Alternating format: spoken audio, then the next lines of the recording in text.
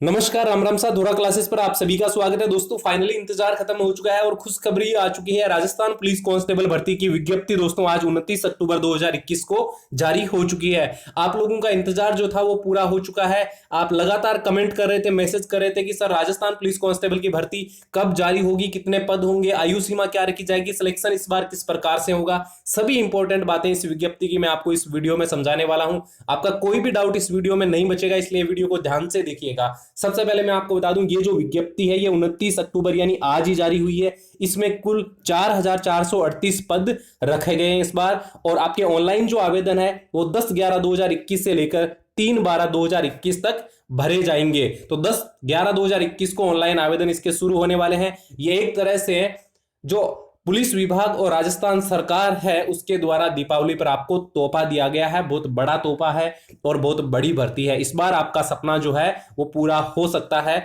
अब देखिए दोस्तों, इसमें बताया हुआ है कि जो भर्ती परीक्षा है वो आपकी ऑफलाइन करवाई जाएगी। क्लियरली इसमें मेंशन किया गया है कि कांस्टेबल सामान्य, चालक और पुलिस दूर संचार अभ्यर्थियों के लिए जो लिखित परीक्षा है वो ऑफलाइन करवाई जाएगी। ओएमआर सीट पर आधारित परीक्षा होगी।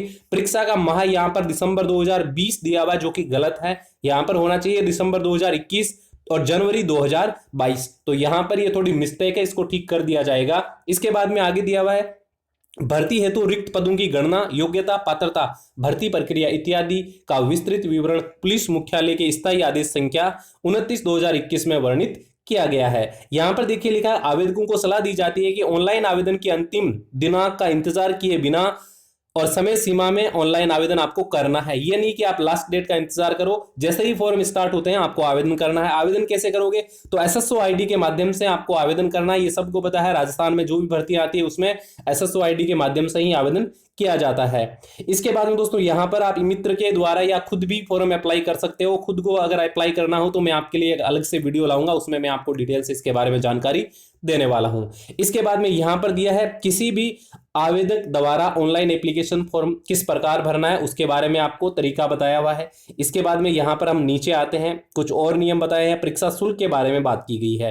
परीक्षा शुल्क सामान्य वर्ग, राजस्थान के क्रीमीलेयर श्रेणी के अन्य पिछड़ा वर्ग और एमबीसी वर्ग के विद्यार्थियों के लिए 500 रुपए परीक्षा शुल्क रखा गया है।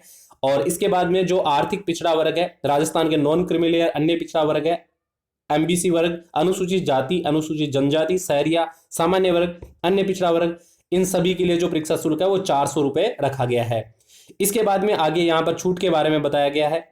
यहां पर दिया हुआ है बिंदु संख्या 6 से संबंधित आय प्रमाण पत्र अभ्यर्थी को शारीरिक मापतोल के समय भर्ती बोर्ड के समक्ष प्रस्तुत करना होगा। आय प्रमाण पत्र आपको देना पड़ेगा। आय प्रमाण पत्र सही नहीं होने पर आपकी पात्रता है जो रद्द कर दी जा सकती है। राज्य के अन्य राज्यों के जो अनुसूचित जनजाति के आवेदक है उनके लिए शुल्क 500 रुपए ही रहने वाला है। इसके बाद में आगे दोस्तों देखिए, लिखित परीक्षा प्रवेश पत्र जो है वो आपको वेबसाइट पर अवेलेबल करवा दिए जाएंगे। इसके बारे में आपको अलग से सूचना दे दी जाएगी। भर्ती हेतु रिक्त पद जो है उनके बारे में यहां पर बताया हुआ है कि ये जो कुल पद है उत्कृष्ट खिलाड़ी कोटे के लिए अतिरिक्त यहां पर 62 पद शामिल किए गए हैं।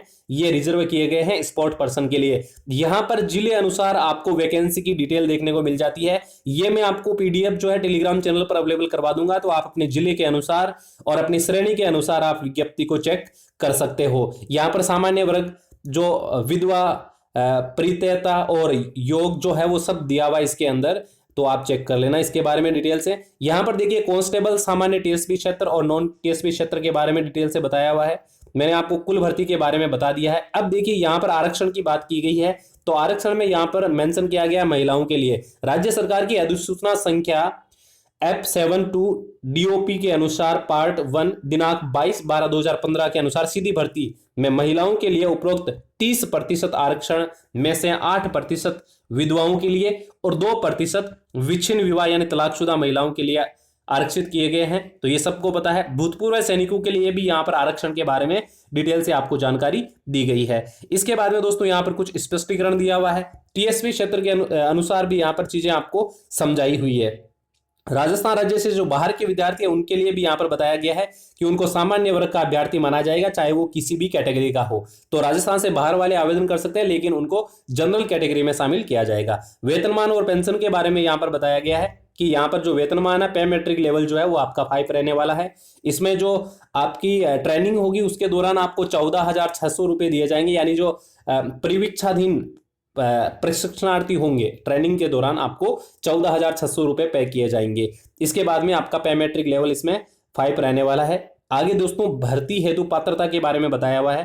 पहला जो है वो है अभ्यर्थी भारत का नागरिक हो, नेपाल या भूटान का प्रजाजन या नागरिक हो तो वो अप्लाई कर सकता है। अभ्यर्थी को देवनागरी लिपि में हिंदी लेखन का व्यवहारिक ज्ञान हो और राजस्थान की संस्कृति का ज्ञान हो, क्योंकि राजस्थान की संस्कृति, कला संस्कृति इसमें आपके सिलेबस के अंदर रहेगी। इसके बाद में थर्ड पॉइंट दिया हुआ है न्यूनतम शैक्षणिक योग्यता कांस्टेबल सामान्य, पुलिस दूरसंचार चालक और बैंड के लिए दी हुई है। सबसे पहले है जिला पुलिस। जिला पुलिस की जो शैक्षणिक योग्यता है वो मान्यता प्राप्त स्कूल परीक्षा बोर्ड से सीनियर सेकेंडरी यानी 12वीं आपका पास होना जरूरी है।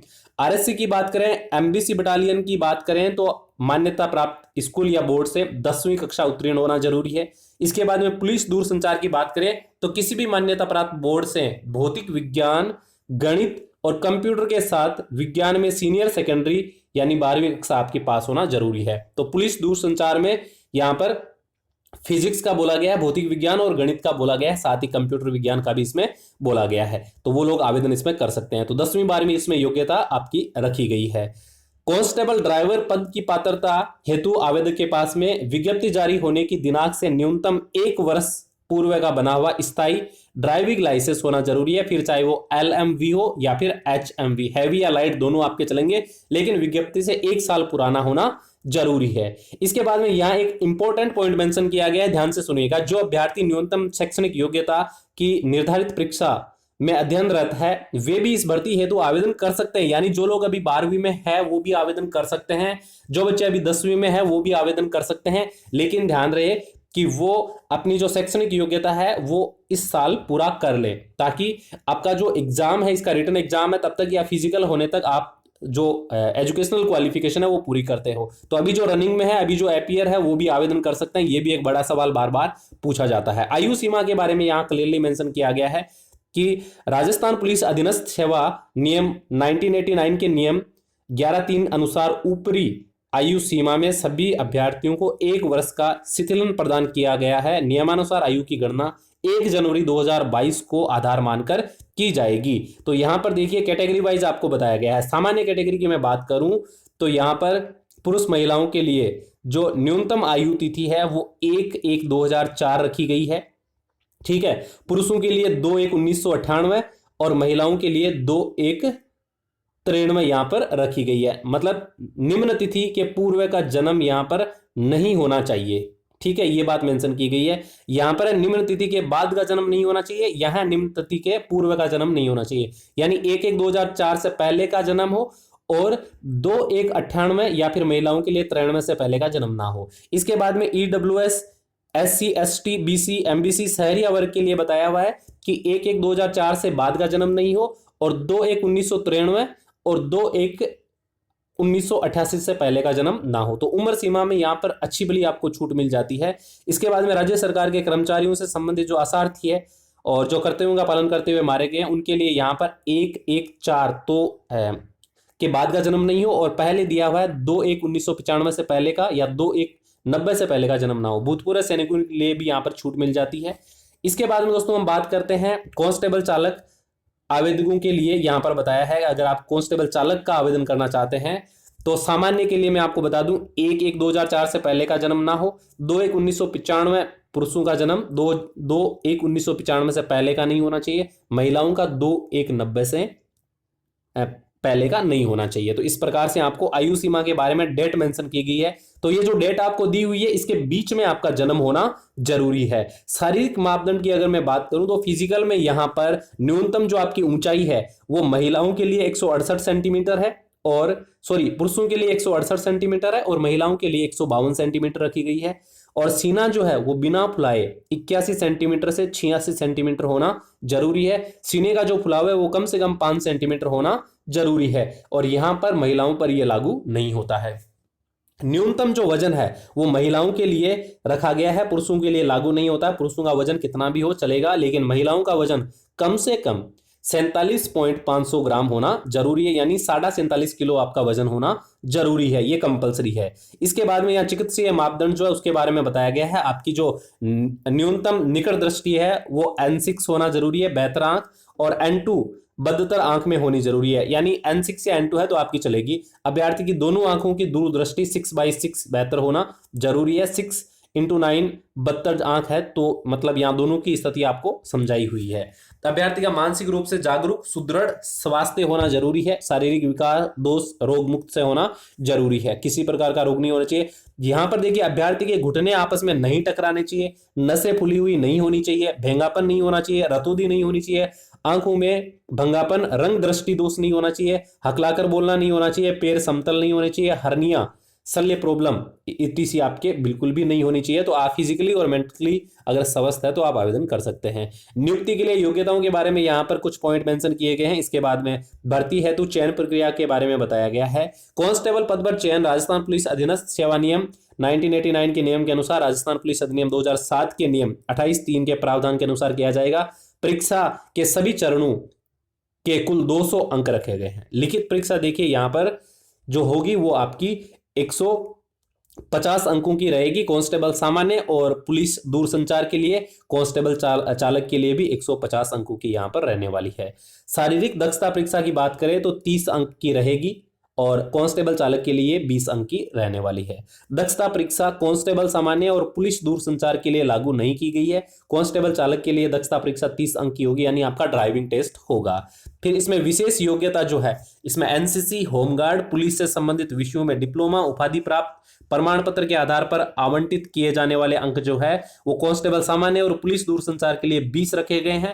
कांस्टेबल चालक में ये लागू नहीं होते हैं और बैंड के अंदर भी ये लागू नहीं होते हैं। इसके बाद अंकों का योग किया हुआ है। कांस्टेबल चालक की जो परीक्षा है उसके 200 अंक कुल निर्धारित किए गए हैं, यानी सिलेक्शन के अंदर, और कांस्टेबल चालक के 200 अंक है और बैंड के यहाँ पर 50 अंक रखे गए हैं। इसके बाद में लिखित परीक्षा के बारे में यहाँ बताया गया है कि लिखित परीक्षा में कुल आपसे 150 अंकों का पेपर आएगा, प्रश्न पत्र। उसमें वस्तुनिष्ठ प्रश्न आपसे पूछे जाएंगे, 150 प्रश्न होंगे और 2 घंटे का समय आपको दिया जाएगा। प्रत्येक प्रश्न के 1 अंक दे होंगे। गलत उत्तर देने पर 25% जो अंक है वो काटा जाएगा। तो यहां पर देखिए अब आपका जो एग्जाम है वो 150 सवालों का और 150 अंकों का होने वाला है। यहां पर जो माइनस मार्किंग है वो 0.25 की रखी गई है। ठीक है, यह परीक्षा ऑफलाइन OMR आधारित होने वाली है। ठीक है, प्रश्न पत्र का पाठ्यक्रम, अंकों का विवरण और प्रत्येक भाग के प्रश्नों की संख्या इस प्रकार होगी। तो यहां पर देखिए आपको बताया हुआ है कि यहां पर एग्जाम में सबसे पहले आपसे विवेचना एवं तार्किक योग्यता और कंप्यूटर का जो सामान्य ज्ञान है उसके आपसे टोटल 60 प्रश्न पूछे जाएंगे, जिसके 60 अंक निर्धारित किए गए हैं। सामान्य ज्ञान, सामान्य विज्ञान, सामाजिक विज्ञान और समसामयिक विषयों से 35 सवाल आपसे पूछे जाएंगे और 35 अंक रखे गए हैं।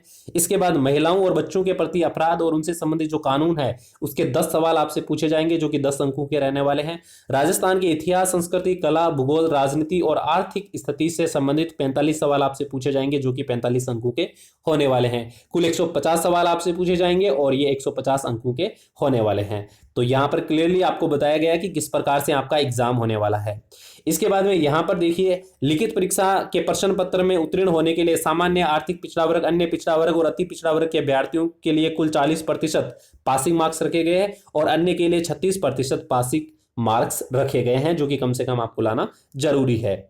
इसके बाद में यहाँ शारीरिक दक्षता के बारे में आपको और डिटेल से बताया गया है। यहाँ पर नीचे आते हैं तो कांस्टेबल सामान्य, पुलिस दूरसंचार चालक और बैंड के पदों के लिए आवेदन के लिए यहाँ पर देखिए बताया गया है कि समस्त अभ्यर्थियों को शारीरिक दक्षता में उत्तीर्ण होने पर 5 किलोमीटर दौड़ करनी है। दौड़ किस प्रकार करनी है? कांस्टेबल सामान्य और पुलिस दूरसंचार के लिए 25 मिनट आपको दिए जाएंगे और 25 मिनट में देखिए 25 मिनट में आपको 5 किलोमीटर रनिंग करना है। महिलाओं को 35 मिनट में 25 किलोमीटर करना है, 5 किलोमीटर करना है।